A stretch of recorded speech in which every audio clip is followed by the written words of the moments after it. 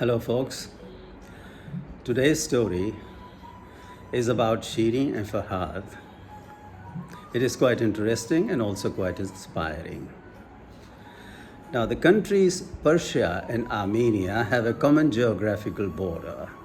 Armenians are generally Christians, Persians are Muslims. Shirin is the daughter of the king of Armenia. Khusro Pervez rules over Persia.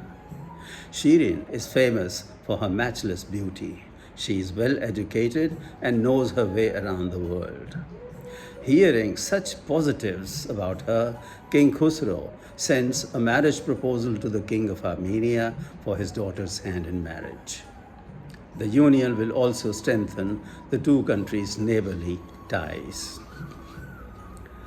Shirin's father asked her opinion about Khusro's proposal. As a Christian, Shirin cannot imagine marrying a non-Christian and living away from Armenia. But she is not totally disinclined either. So she thinks for the following plan come challenge to Khusro before she can accept his proposal. The Armenians love to drink milk, and it is hardly available in Persia. Shirin sends a message to Khusro that she would marry him if he could manage to construct a tunnel and install a pipeline for transporting milk from Armenia to Persia. The tunnel would have to be dug through the mountains at their borders. Khusro accepts the challenge. He assigns this project to his chief mason and stone carver. His name is Farhad. After a few years, when Shirin is convinced that the work on the Milk River had progressed quite a bit, she gets married to King Khusro.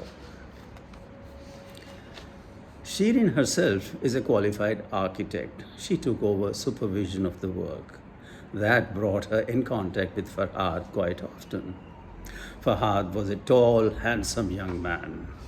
Being together with Shirin frequently, he got smitten by her beauty. She was in his thoughts day and night.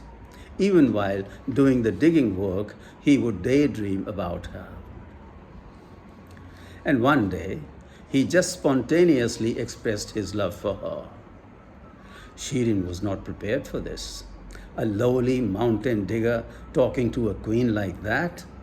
Naturally, she got angry and also confused, but also somewhat curious and inquisitive, because women in general do like to be praised and cherished, irrespective of who does it.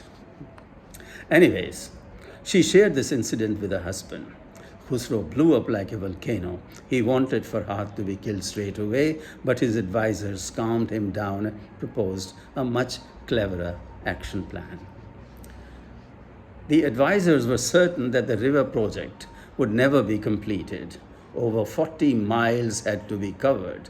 That would take ages, so Khusro is advised to offer Farhad the hand of Shirin after completion of the project. Love, and also hope of love, injects unusual motivation and courage. Farhad was in love, and his unwavering determination gave him limitless energies. Looking at the speed of progress, even Shirin could not help being impressed by Farhad's love for her. She also starts to have tender feelings for him. Against the assumptions of Khusro and his advisors, the river project gets completed, and that too much sooner than expected. The moment of keeping promises arrives. Khusro now gets cold feet, and he is afraid of losing Shirin to Farhad.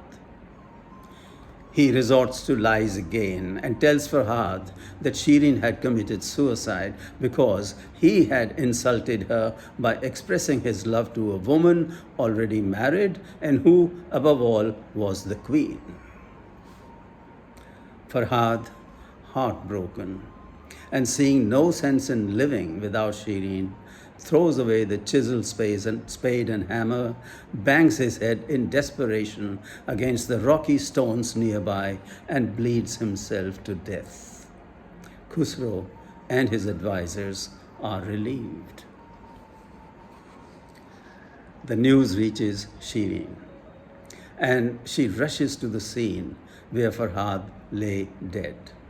And there she learns about her husband's wicked plan and about his lies. Without any hesitation, she picks up Farhad's chisel, cuts her throat with it, and falls dead. What a sad end. Moral of the story: if you lie out of fear of loss, destiny will take that away for which you lied to avoid that loss. Folks, the story of Shirin and Farhad is a true story. Their tomb is located in Balochistan. Hope you liked the story. Stay blessed.